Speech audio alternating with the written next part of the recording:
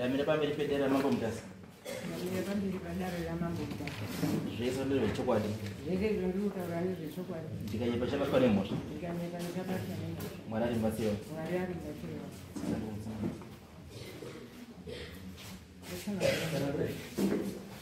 Ini pamukoro ndinozvitori ndakaroorwa panyamanda asi ndiri mukunda maraudza nyaka saba.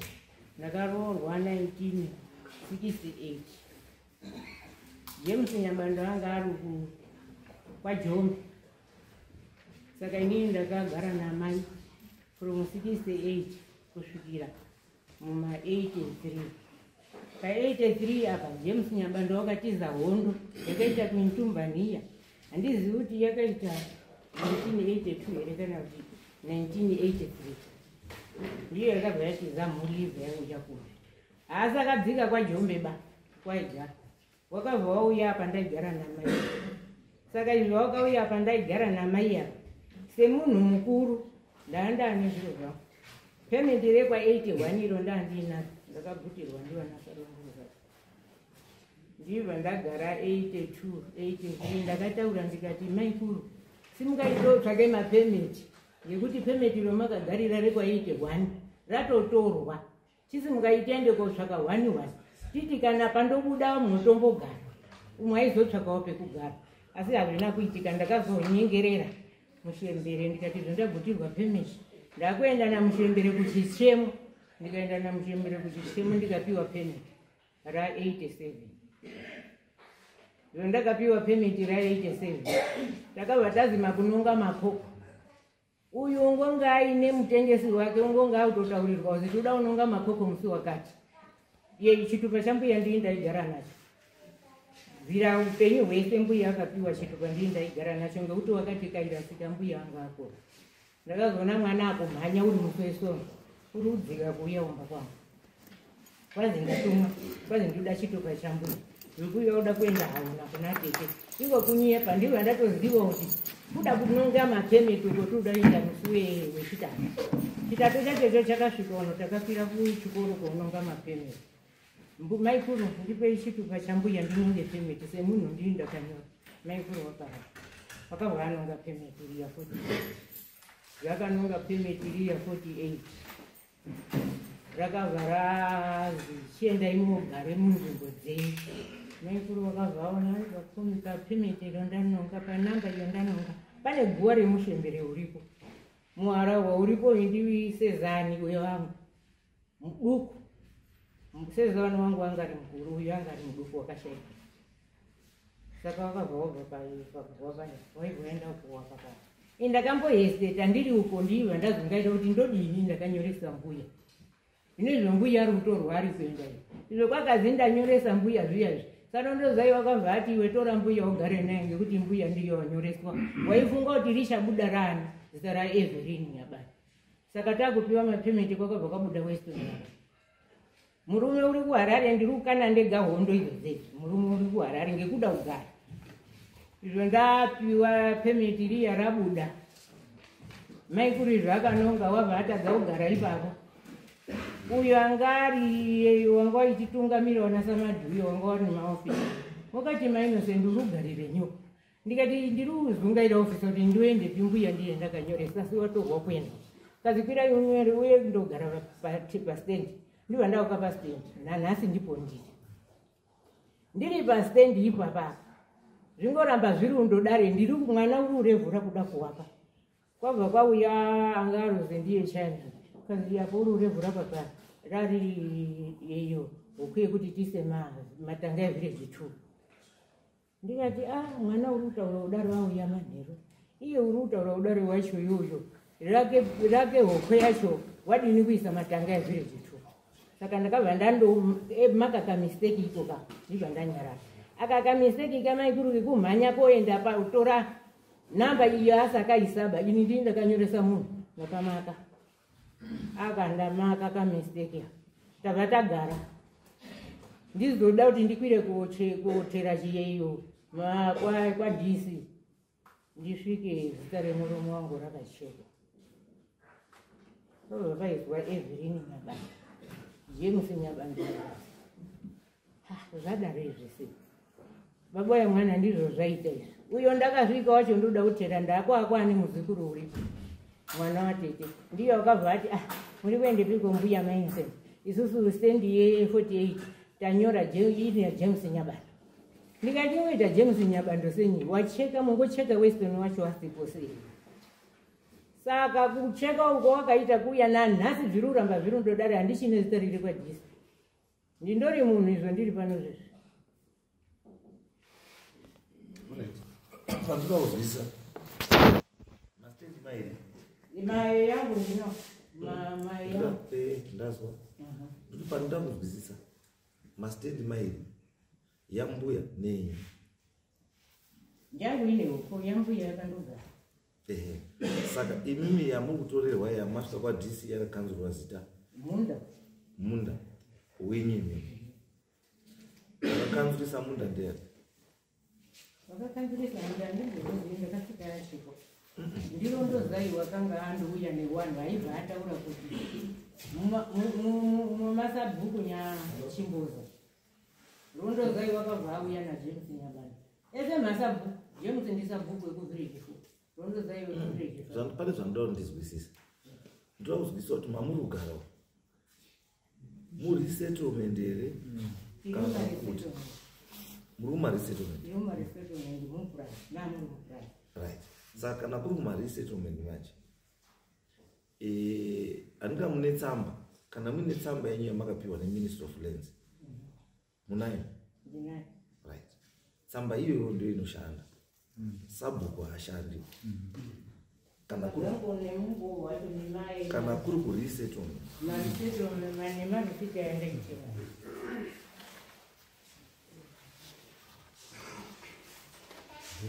Iyi ndakafotoka ndabhukira iyi ndiyo yakazorongwa pandindimukuku.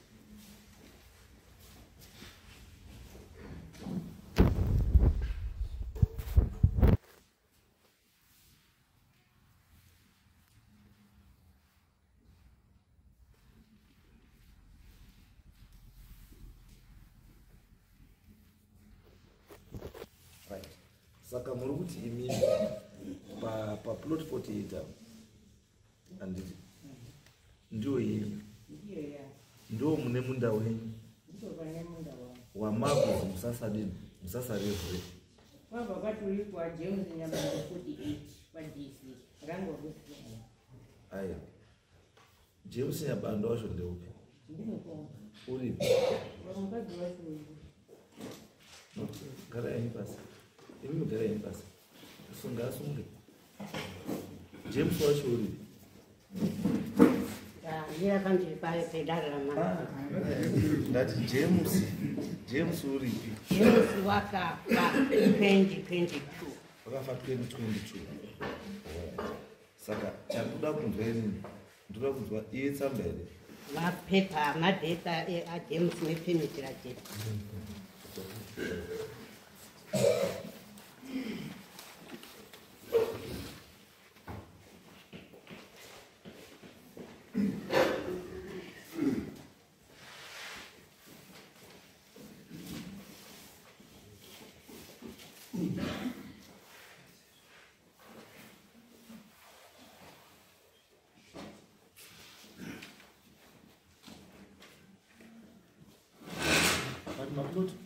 Maplot yenyu yakasiyana.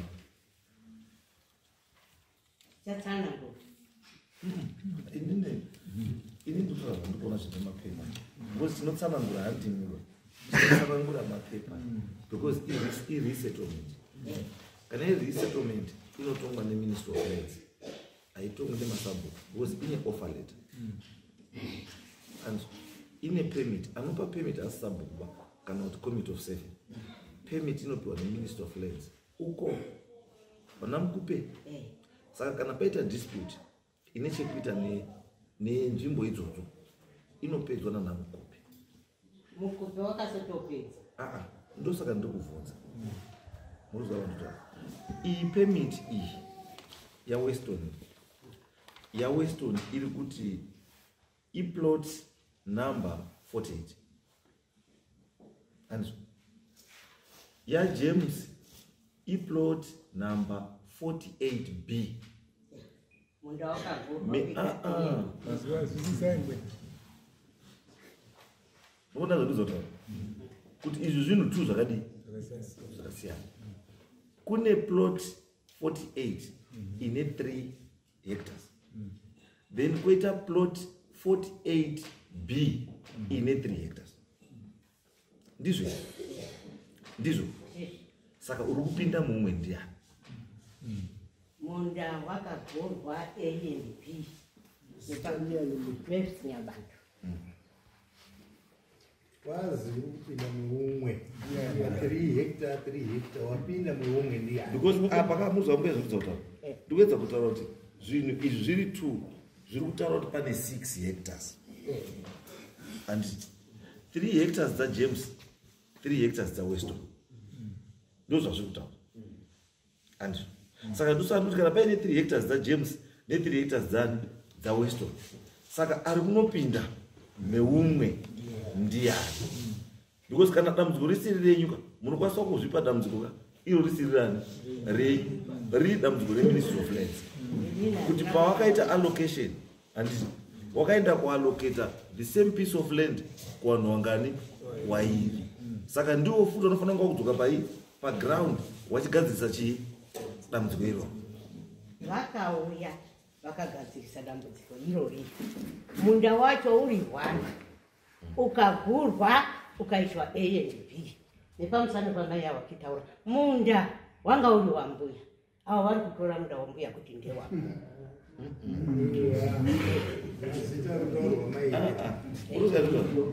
Inini handisi kutaura izvo mutaura zvibanje zvaifanira kuitwa panhaka. And the Ministry of Lands haigowi nhaka. Muruziva zvibizota Ministry of Lands haigowi nhaka. Ministry of Lands kana munda wanga uri wambuya haizani Evelyn. Permit yaEvelyn iri kupi? Tine date rake. Permit yakazochinjwa kuiswa kuna James. Saka kana iri yenhaka inogochinjwa iswa kuna James sei? James wakafa. Mirai mbuya. Muruziva zvibizota tikufamba tise zvakanaka, ngatifambe zvakanaka, tikubatsirei. Munda kana wanga uri wambuya, it means kuti munda wemhuri. Handizvo? Zvekuti Weston ane wake munda kare hazvinei nemi. Nekuti Weston agara nechii? Ane munda wake kare. Ane munda wake kare. Handizvo? Saka panonzi wana wemufi wakusheya nhaka yamai vona baba wavo, Weston ane futi nhaka yake ikoko. Pamusoro pemunda wake ane mashares ikoko nekuti munda wamai. Mukuzaikuta imimi alright, uyu Weston aine munda wake uko namai aine munda wake uko. Imimi wenyu munda wakanga uri kupi? Munda waJames wakanga uri kupi? Inini ndini ndaigara namai ndikanongati koko chemunda iwo. Weston une rake Kennedy ini rangu. Kugara nambuya hazvirevi kuti ndiri mhavuridziwe zvinhu zvambuya. Ndozvakataura. Ndosaka ndabvunza kuti imi maigara nambuya pamunda wambuya, handizvo? Imimi wenyu munda wakanga uri kupi? Ini ndaingorima iwoyo wambuya iwo. Mairima munda wambuya usiri munda wenyu. Usiri munda wangu. Uri munda wani? Uri wambuya. Saka pakafa mbuya hamaifanira kuenda kuchinjisa zita remunda wambuya imimi mega wamwe wasipo. Handina kuchinjisa ndeka. Saka munda wambuya wakazoita waJames sei? Makanzera akanga ari. Izvai. Mirai mbuya hatisi kuti akanzera. Mbuya wakadaidza officer Ministry of Lands. mirai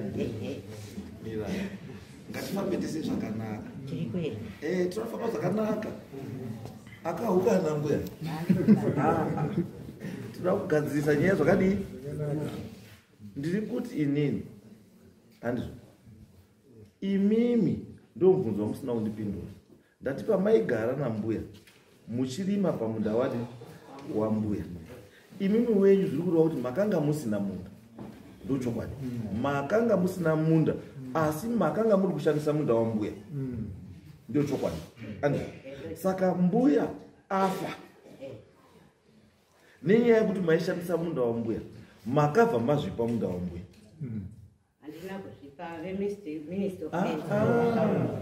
ministiri haitori munda wemufi yopa umwe mumba pasina konseni yemhuri yacho because kana mbuya afa ane mabeneficiary wakadaidza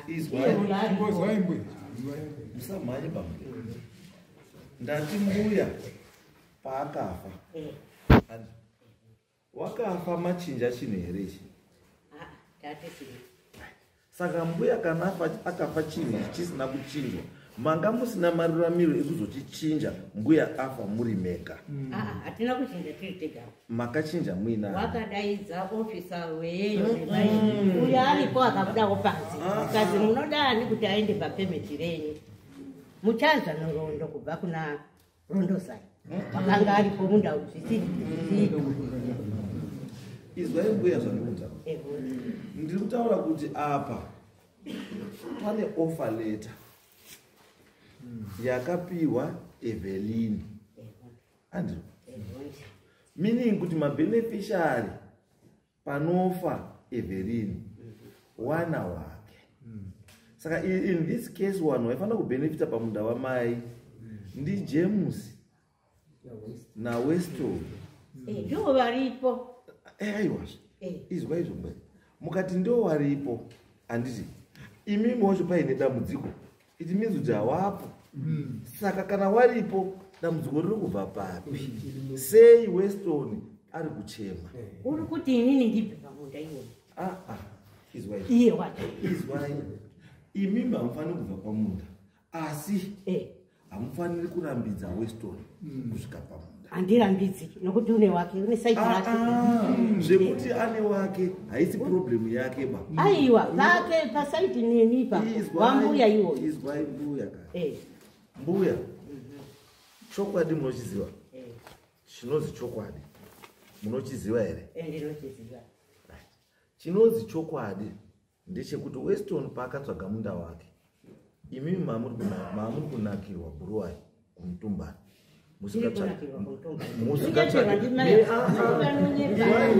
mbuya irapa iyi mbuya mirai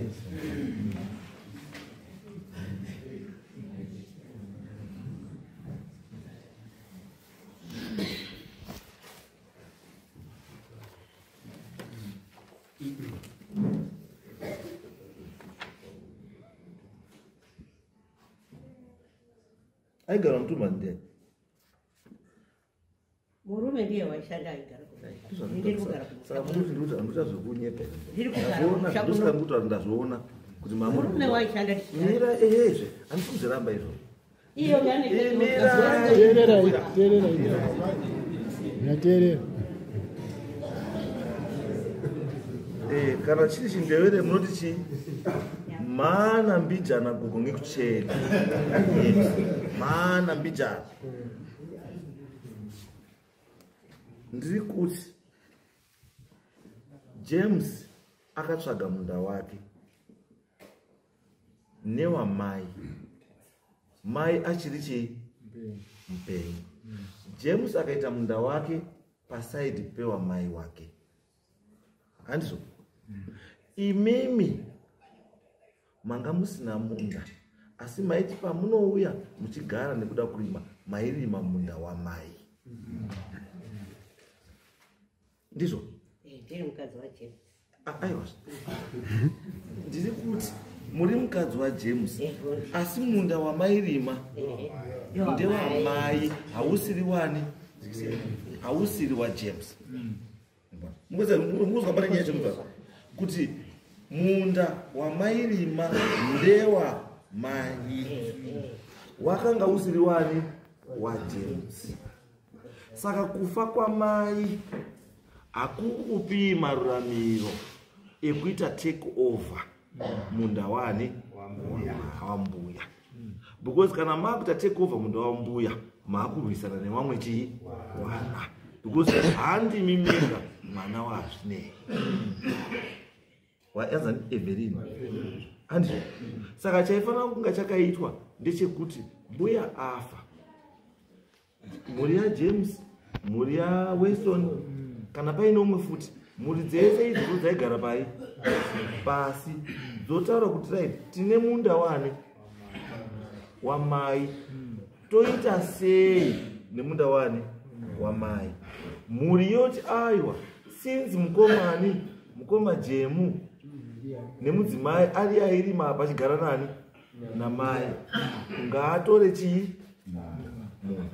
mukoma Jemu aizosumuka neblessing yechii yemhuri wobva aenda kuministry of chii lands kuti ndo zvadhisaidwa nechii nemhuri kuti pafa uyu akuita take over munda uyu mwana wake anonzi ani James. Ministry of lands youya yovhunza mhuri yaWeston, mhuri yaJames nechi kuti are you in agreement, ndizvo here zvamakawirirana. What hongo, what hongo, handiti munda wobva wachinjwa zvepai zvepamutemo kuenda kunani kuna James. But kana zvisina kuitwa izvozvo, kana zvisina kuitwa izvozvo, ndosaka muri kuona paine dambudziko rekuti chii pane hwakuti kekera mbuya chiripowo. Makanyora pasi here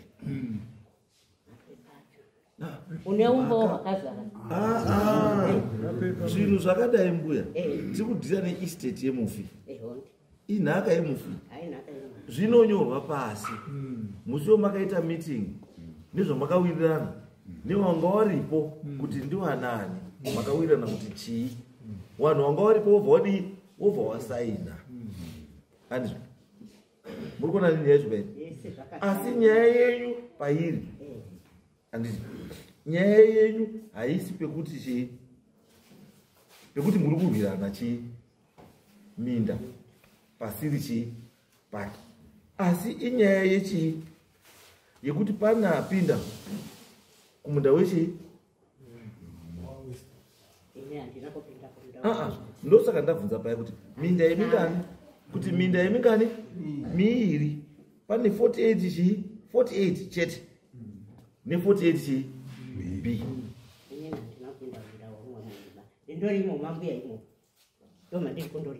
Saka dambudziko renyu nambuya ndiri papi? Handizii dambudziko ravo, ivo takandopiwa tese nhaka yedu iyoyo. Ava wana kupiwa nhaka ba, ava wakazvitsvagira wane zviro zvavo kutonyepa. Iyo pemiti iripo here? Pemiti kairapa mbuya? Pemiti iyi kairi kutaura ndo waridzi we48 weplot number 48. Pemiti anga ndiye Minister of Lands here. Aiwa. Ko imi mundu wangoro weEvelyn wazoita wenyu. Inini ndiri kuti ndiri munda wabuya. Imi mwazoita wenyu sei mundu wangoro weEvelyn? Takagadziswa tese tiripo. Pane patinoda kuita patizokurwisana. Handiti muri kuona kuti pemiti iyi ino handiti munoona kuti vakuya kumangadira mufi nokuti mufi wakafa. Imimwe ili chitondishamisa futi chikutondinetsa. Imimi wacho muri 2 hamunaona yakomana here? Tinavo. Saka waripi? Tinavo. Waripi? Because mese murwai kwanyabando murwatorwa murwatorwa kwanyabando saka muruvira zvoche kwanyabando wana nyabando wacho wasipose uripi mwana wenyu mukomana ndiye nyabando iyi inowasi nyabando vana varipo muzvaimbuya maybe pamwe chindevere chakakuvhiringa ivi chakakusika dzedu anozi baba vemusha mwana komana asara aripo ndiye hababa imimi kana pautaura nyaya dzekwanyabando hamunyeri chandaifanira nga ndikuona mwana wajames nemwana wani waweston wari kurwira uyu misisi kuti misisi makuita sei mese muri two muri masurviving spouse ndimi waridzi yenyu weestate wenhaka because muri masurviving spouse asi masurviving spouse akukana saka kana akukana pakuda waridzi yemusha kuti wapodze chii muruzanya yedu because mukafa imi muprazira izofira kaita rekusha kuimba rinoramba riri kwenyabando rinoramba riri kwaini saka wana nyabando wacho waripi wechinhu chamuri kuvira ende chinondinetsa sei wana wenyu wari kutona mai ende yakuda ratui basa ripi risina kana ofu ibasa ripi kana president cheyanoita rivi mwedzi wese wati asi nyika ichindofamba saka imi mobva kuti wenyu hamunoti madaidzira chinhu chiri crucial seland madaidzira mwana chichifiriswa mwana uyatigadzise nyaya yeland handiti mwana wati ndiri pabasa handiuiba wana tikudii mbuya maliswa ndiyo kuti nyaya ite sei igadzise zvakanaka asi chandiri kudai nini handiti ndinozwa muramba muri pareferensi kuna sarondozai rondozai asi nyabando muruza ari kutaura wandingatodaidza muno ndilands officer ndiye angatokubatsirai kuti titozwa kuti apa chii chakaitika because mukawana tsamba dzenyu yajames nyabando ndozvoda kundipaka mubvunzo mbichana izvozvo zvoda kundipaka mubvunzo mbichana kuti pane something chamusunditaura chokwadi ba iyi yenyu imatiripi iyi payment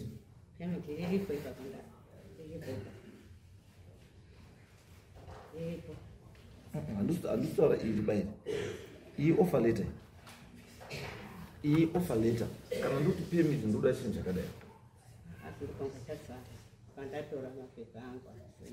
munacho here ndinacho chiriyo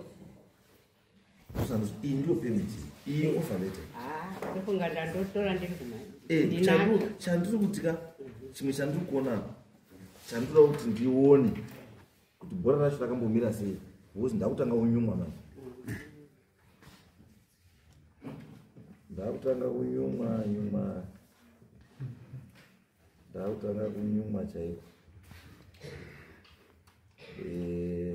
mune marisiti here maibhadhara kanzo imwe ndakabva kutobhadhara mai wapera ndati ndoda pamakatanga kubhadhara sudai mwedzi wapera tinawo makatanga kubhadhara rini makangopfegwa minda akabvatatanga kutera mudaika ndati makapedza kubhadhara rini inotoda ndatotarisa marisita because ndakunyumwa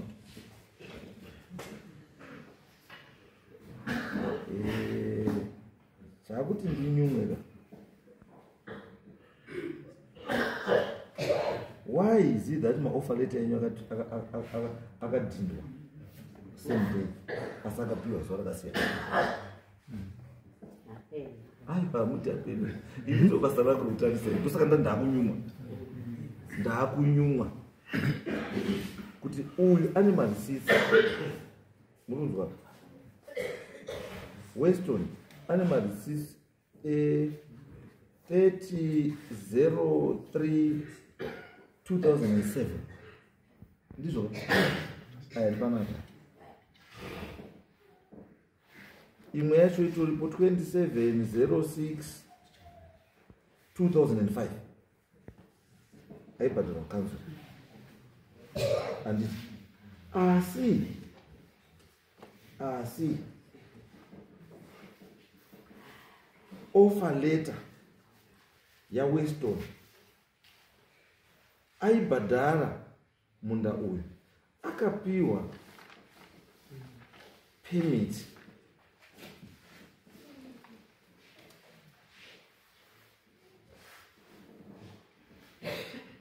(2005) muna July. Permit akapiwa 2005 muna July. Marisiti yake kubhadhara dana. Asi offer letter yake yakabuda musi wa 12 June 2019. Yenyu imimi yambuya ya James akazopiwa munda mbuya afa.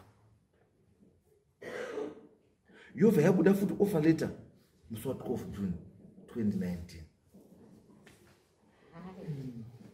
2019 Minister of Rent andimunoona ndo pavakauya vachigadzirisa munda ava vari kuedza musi wa 2019 ndo pakagurwa munda wacho Changamire uchibva wagadziriswa uyo aiwa manager rake iranga No, it's right. It's right. 2019 It's right. Akamuka ndikubvunza ndosaka ndakuita sei ndakunyumwa anditi zviriapa kwanditi hazvimeki sei ende zvamunotaura futi hazvikumeka futi chi sense. Why zvisiri kumeka sense is because kana munda ukayo wakagurwa anditi usinga affecti portion yani plot number 48 anditi dai why you affecta kugurwa kwamakaita arrangement yaya affecta plot number 48 mbuya waifanira kukapiwa imwe permit nyowani inoenderana nenew arrangement. Saka defect yekuti hawana kupiwa new chi permit inoenderana the current chi situation. It means kuti this permit maboundaries are there chi they are binding do mamwe chete same andisoramba ndikubvunza zvese zvatora ndikubvunza. Saka inini mubvunzo wangu uri pekuti anditi mataura imimi kuti chi pamakapiwa permit musi wa 12 June 2019 anditi ndo pakagurwa pakagadziswa nyaya chemunda chaigurwa chii mugano we ndikuda kubvunza kake mugano wamaipiwa imimi 2019 wanga uri mugano wechii vana vaJames iwewe rimauko Weston iwewe James rimauko iwewe Weston permit rako iri iwewe James permit rako iri hatichati kuzwa noise mugano uyu urima kwake uyu urima kwake ini kwangu ndiko kwandiri kundorima ndakasiwa ndiki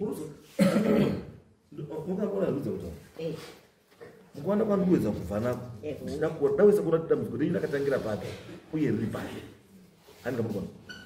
Inini mubvunzo wangu uri pekuti Ministry of Lands kana yakauya ichiti James kwako kubva apa kuenda uko Weston kwako apa kubva apa kuenda kupi uko andizvo chachiri kugurwa apa plot number 48B yambuya here kana kuti manga murungodzoserwa mugano wambuya mirai manga murudzoserwa mugano wambuya ndiwo wakangopiwa kuzi mugano wagara uripo uyu ndiwo wawa Weston uyu ndiwo kwakwa James ndizvo here ndizvo zvakaitwa ndizvo zvakadini mirai Sopindurani. simukai handiti saka imimi mbuya muri kuti zvakaitika ndezvekuti hapana mugano munyowani wakaiswa chakaenda kuitwa kuchirwa kwemazita chete kuti papa ina hazvinei papa ina Evelyn takuzi James ndo mubvunzo kune awa mbuya zita rini rumbwa right ndiri kuti ndakamboona pane nyaya iyi nyaya yenyu iri pekuti muri kuona imimi makaenda koopisa zita renyu vamatora munda wani wambuya wese hatina kutora wese wamakasiya wacho wakatorwa ndiani hatina kutora wese uyu ndiye uri kumusoro ini ndiri nyasi mbuya wakabvira kuti munorima mese iye kumusoro ini nyasi izwai mbuya ndiri kuti maererano nemapemiti yenyu apa pamakagurirwa neministry of lands it means kuti zvenyinyu zvazvisina basa zvaane basa nezveministry of lands mugano munyowani wamapiwa iri settlement ndiri kuti kwamakapiwa imimi anditika nekwakapiwa awa anditi mugano iwowo ndo hwakusenza zvekuti mbuya wakasiya ati chakati hazvisasenzi nyaya yavo haisiri iyoyi mugano nyaya yavo ava wari kuti makaenda kumbunyikidzwa zvinhu zvambuya zvese vamazviita zvenyu mirai ini ndikutaura mambunjikidza zvinhu zvese zvambuya uyu nyaya yakadai mamuzwa paatanga kutaura akutaura ndiye akaenda konhonga namba 48 achinhongera mbuya mubvunzei kuti ndiye dai ndisikanyari musadaro dai mbuya ndo vakanhonga chikoko here ndo vakanhonga chikoko here chemuntalionwai musadaro ba musadaro dzinouraya teererai uku ndati mbuya kuti mbuya awane munda akawana sei ndini ndakanhonga chikoko achepei ndakanhonga chikoko ndiri kugara nambuya muri kuona nambuya zvinozikana nenharaunda yese chimbogarai pasi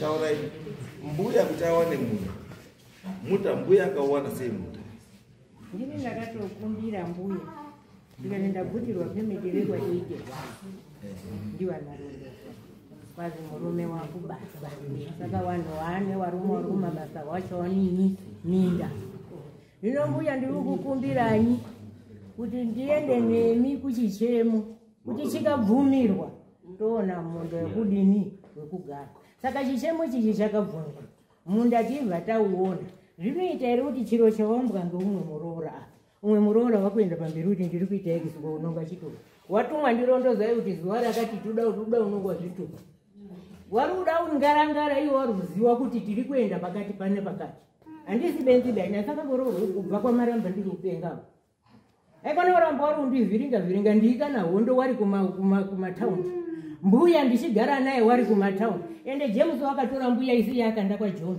Hondo yakapisa changamiri mbuya wangokwira nekadengu kemazhanje ini nyarara yapo nditaurire baba zvakasiririsa mbuya uya ndikatora ndapedza kunyoresa iyeyo namba yambuya iyi ronozaya kanditora mbuya ugare naye nekuti ndiyo wanyoreseni zita kuda ukana neni manje rondozai ndiye iye uri baba rondozai sumuka rondogare nasi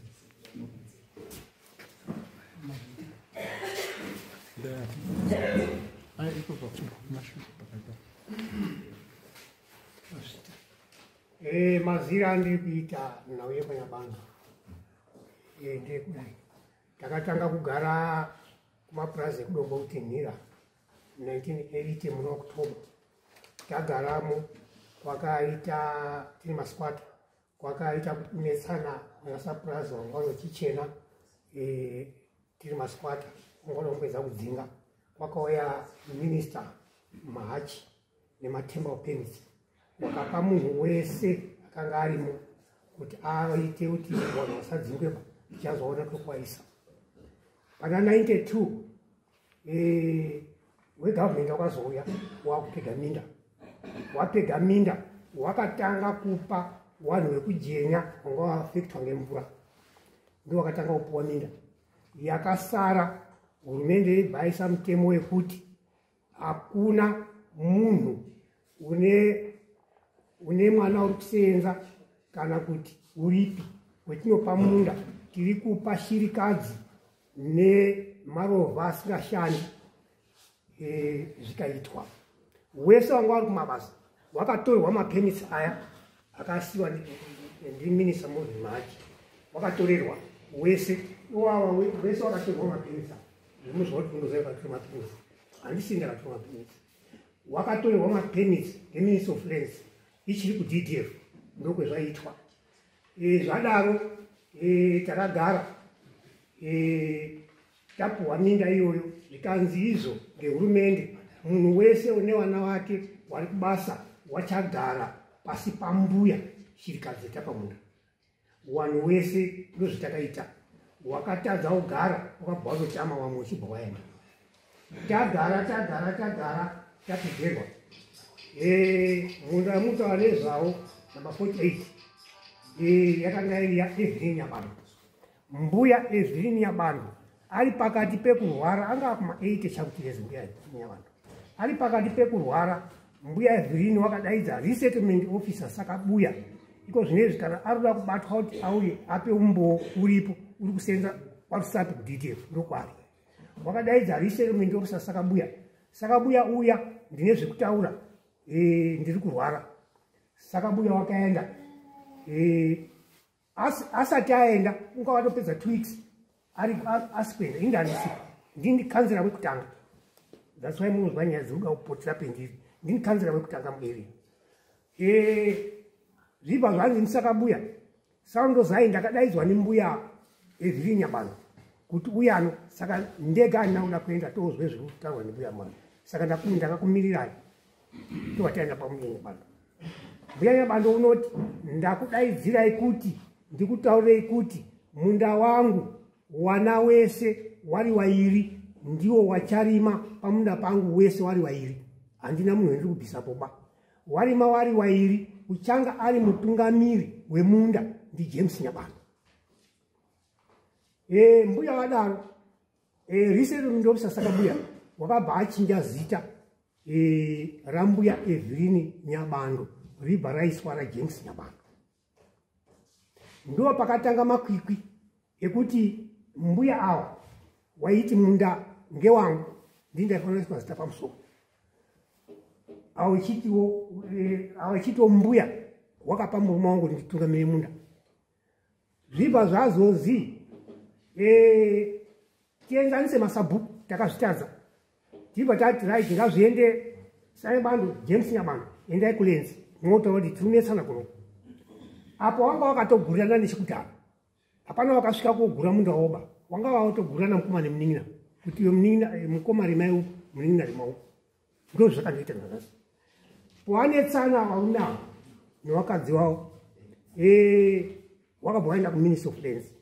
Waenda kuminister of lands wakabva wanzi ngeminister of lands tiri kuuya tiri kucheiwa naDA hiwayo mukupanga apo. Wakauya wakatidaidza semasabhuku ari muarea, tobva tasvikapo tobva tapangidza munda wari kukanirana. Wakataura kuti munda tauona makagurirana zviri pamutemo, hapana une pahombe, hapana une padiki. Saka taakuchiti pemiti yakatungamirwa ndiJames Nyabandu taakuitora, taakuchiti mese muri wairi, zvimwe andogurirana munda hatisi kuchinja.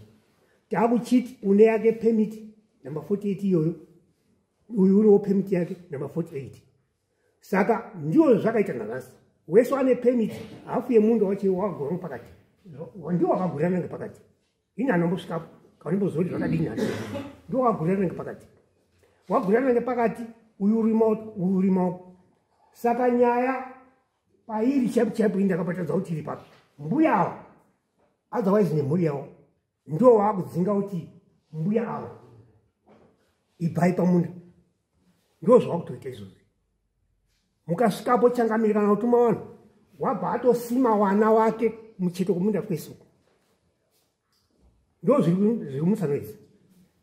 Indatoshangoziva kuti pawanondisungisa kuti ndiuye kwachangamire ndakapara nyaya ipi kuna mbuya kubva gore retinotaura changamire hatitokwazisaniba nomumwe wacho nomboona ndinaro kutoonana panapa hatikwazisani hatidini hatimbotarudzani kana kusangana parufu hatitaudzaniba parufu wakabva kutoitika zvimwe panyamanga ndakatoitaapa vakatoita machaza iyaya hatinobatana maoko kanondiziva kuti dambudziko racho riri papi neni handina kutoziva kuti dambudziko riri papi.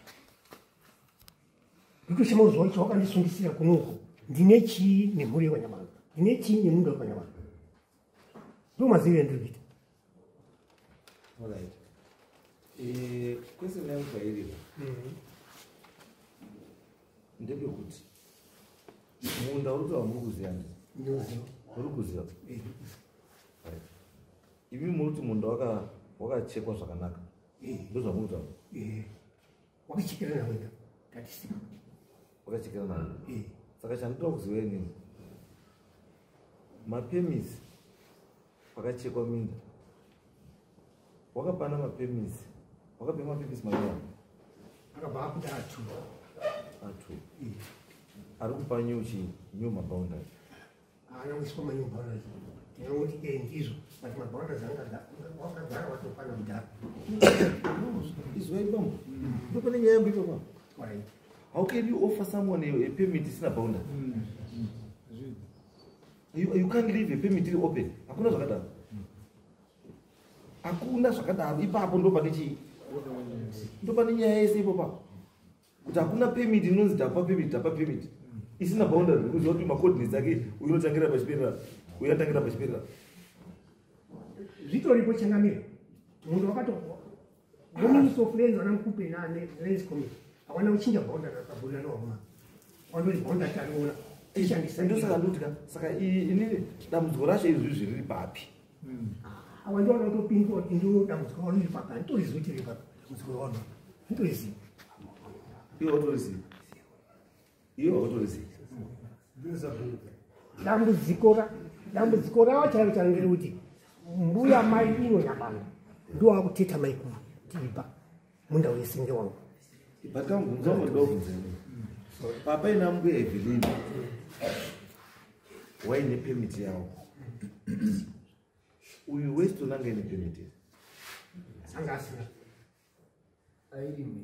airime wairima munda iyoyo wambuye iwo ko James ndiwo munda wairima wambuya iyoyo wairima wari pamwe chete here kana wakadambudzira wari pamwe chete hapana unga akamboti umoko wari pamunda umwe chete. Saka permit Weston ya 2005 kwaiona chimubvunza kuti wakaiona sei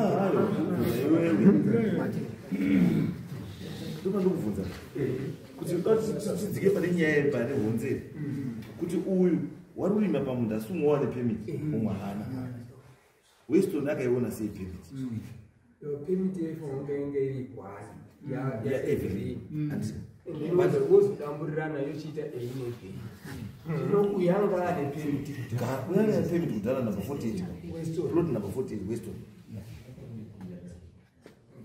mbuya wakafarira mbuya wakafarira nyamana 2000 mbuya wakafa 2000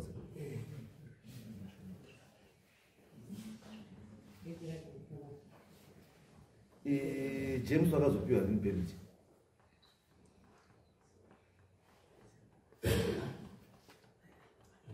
James wakapiwa rini permit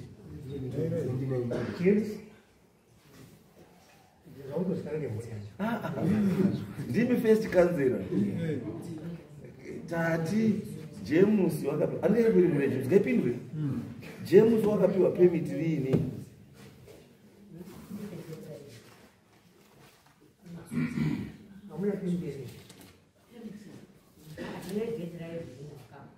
Asi Ndepira mbuya watu Munda tinako.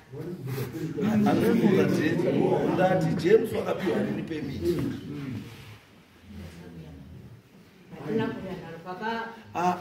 kusauya narwa kuna basa ndati permit ndati James wakapiwa nini permit Inini mazira ndozvitawa pamusoro penyika. Nguva yacho Florence Yabanduri mwana waJames. Mazira ndinozviita ini pakasarenderwa baba Munda. Permit baba kuzoti azopiwe permit. Yakapiwa pakatosarenderwa Munda. Ndimbuya pana sa uyu ataurwa uyu nasarondo zake. Ndoko wakapiwa chini permit. Wagara ndopo wakazotanga kunetsana amai kuru namainini. Permit riri rambuya. Mainini permit rawanaro iyi kurudaidzwa ndokuministry of lands effect permit iyi. Because chirutaura ndechekuti sarondo zai wari kuti kwakusina chi mapermit evanhu vanga vari kubasaba. Saka revanhu vanga vari kubasa vakazorioneka.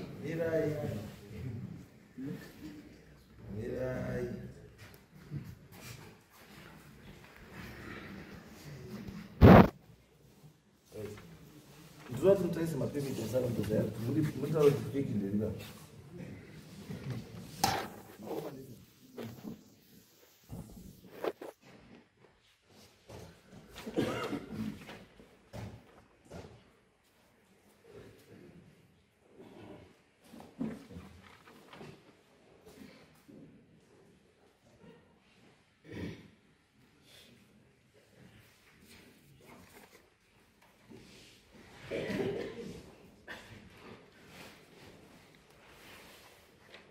hapana fake handiti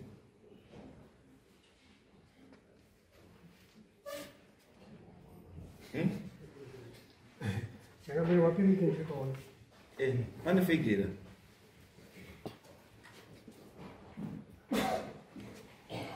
kana taisai ora ndubatsire taisai chidhindo chelenzi chakasiyana here tarisai letterhead yelenzi yakasiyana here tarisai masignature emunhu akasaina apa akapa offer letter akasiyana here mapermit akutaura chokwadi chakadini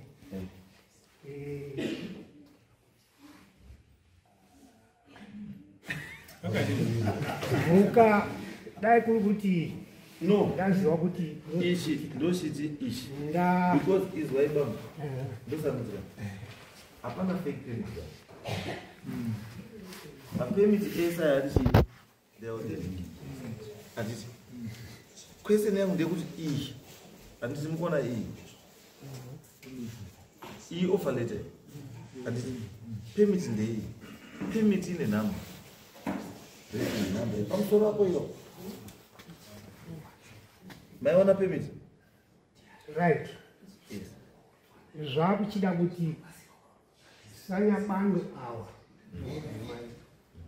wataura kuti wakazoona kubva izvi kuti munhu wese uri kudomborutinira ndakautombotarisa hangu pamweni wakaitwa payegona nemunhu wese uri kudomborutinira munhu wese uri kudomborutinira une tenzi munhu wese hakuna kaone kune yakadaro saka wamuda kuti aproduce iyo pakati pavari tu ndiani sanyabando nayo ndio yawo ndio yawo isitulike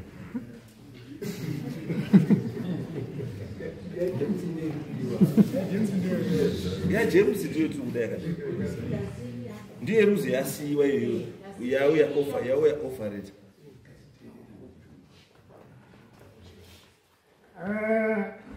dai kuri kuti mbuya nyabando pawa abanyabando vanapa wataura kuti pakatorwa mapenisi ari kunzi vanhu vari kumabasa ari kunzi vanhu vari kumabasa wakatorerwa zveshuwa here kana kuti pane zvakaitika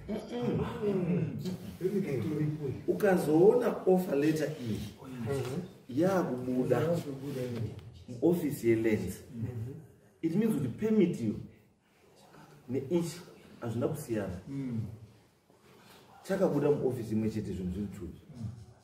Ende mukatarisa pamusoro pepemiti apa pane reference number irapo 904042.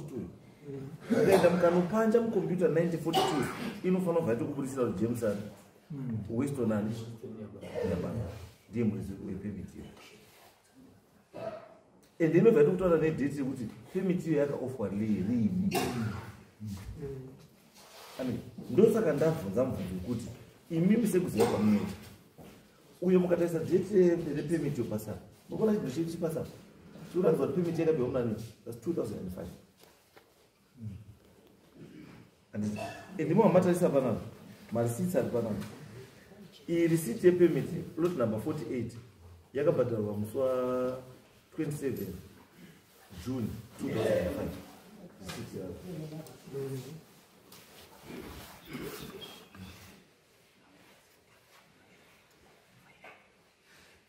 akamazona iyi yakabhadharwa 30/03/2007.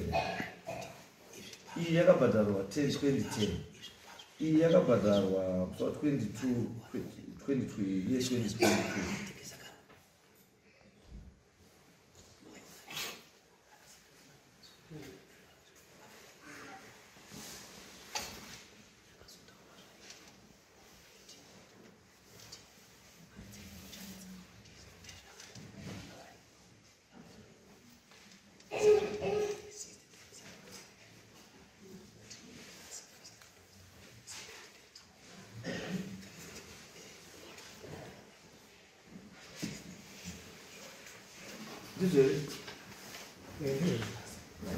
So, council haingaita sei Minister of Lands haingatambiri mari yemunhu wachibhadharisa munhu. Handiti ikanzwa indasarwa ndisikanzwa wanotambira seiko uye munhu mari yemunhu. Handiti iye munhu asina chii asina njira.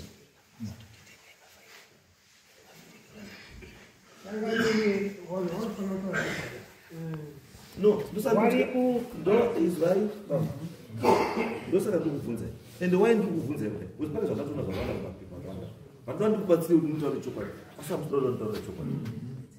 Ndoda ndikubatsire kuti mutaure chokwadi asi hamutoda kutaura chokwadi. Asi mapepa yamusi kutaura history yake nyaya iyi ndaanayo. Nyaya iyi apa ndaanayo. The truth ndeyekuti Weston akanga ine permit before James asina aine permit. That's the truth. Weston akanga aine permit, James asina permit. And why ndikuti vasada ndikatarisa record yekufamba kuita zvinhu muri kuona 2005 handiti yakabhadharwa standing ichinzi plot number 48. This is 2007. Yonzi plot number 48. This is 2005. And it ndokubva yanzi 2010 receipt ndobva yanzi plot number 48.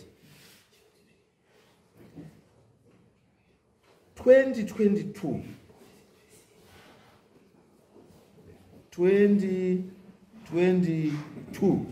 musi wa 22 November ndokubva yatanga kunyorwa kunzi plot number 48A Dombo Rutendera. Zvinorevei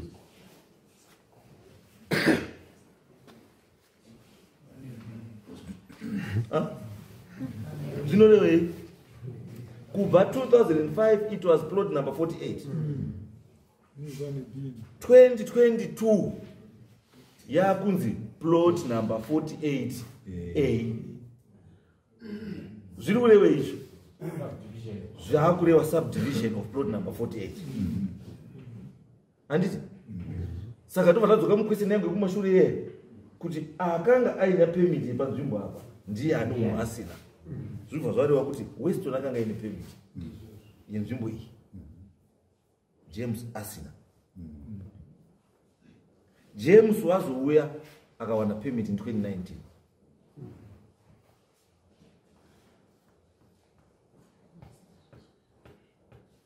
That's the history of the plot.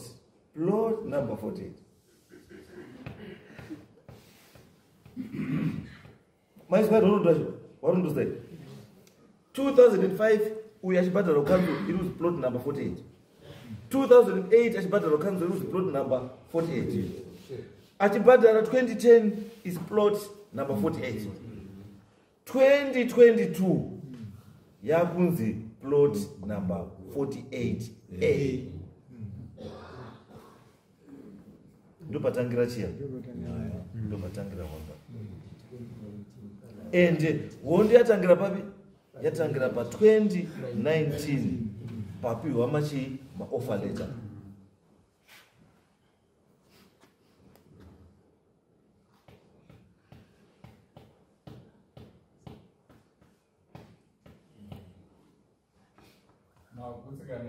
Makusikana masalo ndozai.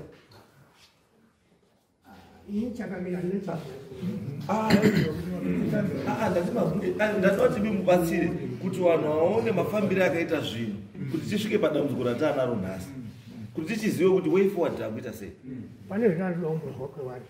Imimi pakutera munda mamusi kutera munda wanere imimi nemi. Izwai imimi muvhunza hamufanira muvhunza munofanira muvhunza.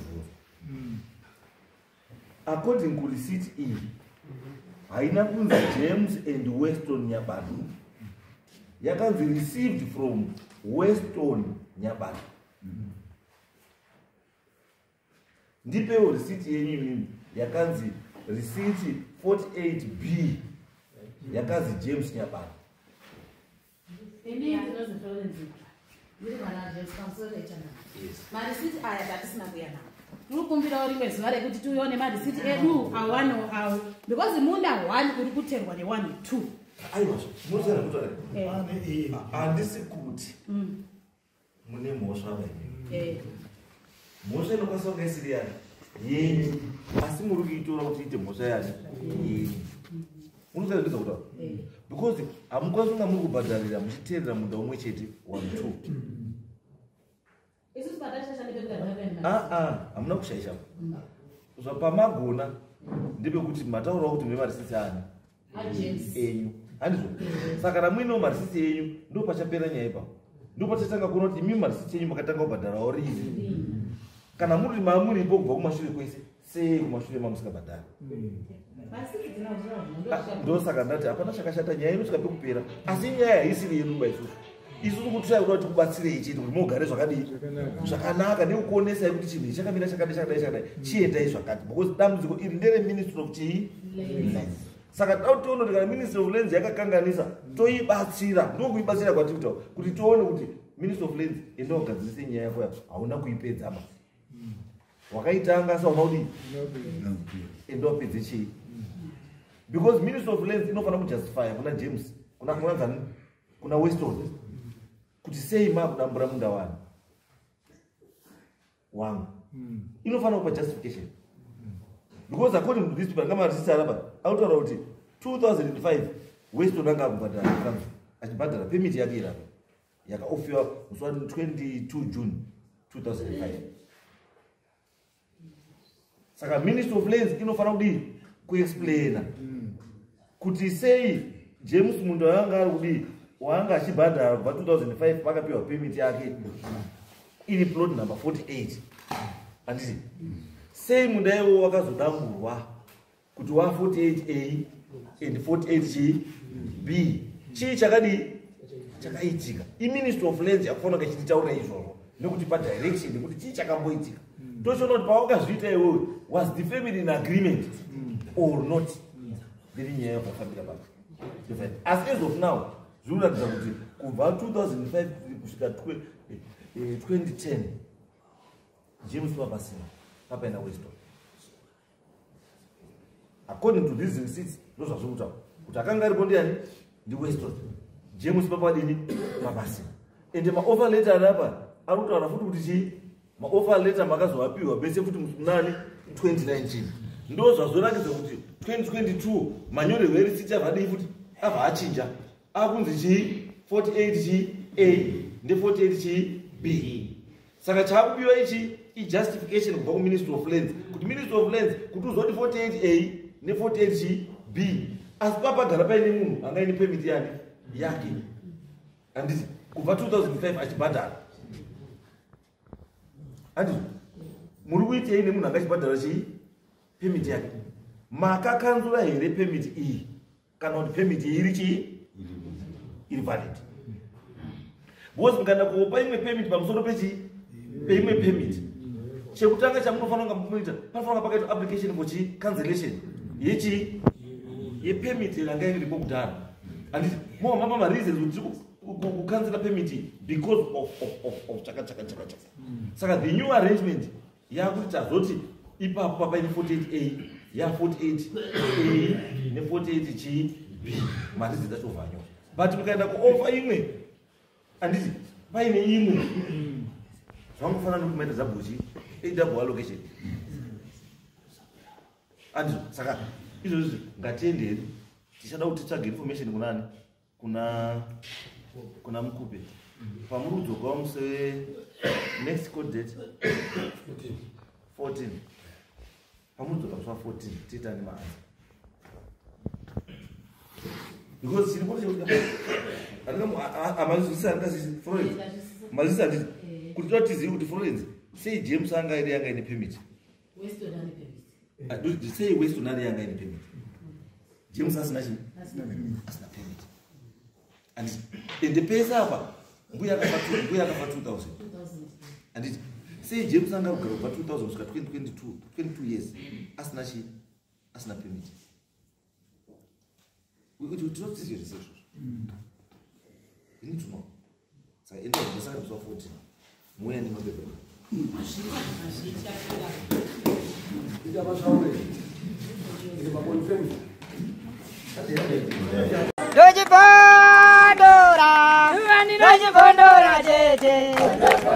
Teachcat MTV inokupa inyaya dzakasiyana-siyana dzinoitika mumatunhu atigere neakatikomberedza, dzinotyisa, dzinofundutsa, dzinokatyamadza pamwe chete nedzinosetsa. Kuti musarasikirwe nenyaya idzi munoenda paYouTube channel yedu Teachcat MTV mondo subscribe ipapo, musakanganwe kulaika pamwe chete nekushare, musazokoshiwe kupfanya kabhatani ako ndokabheroka kuitira patinokanda chinopisa munoyeuchidzwa. Teachcat MTV tinodzifamira Dojibondora, Dojibondora,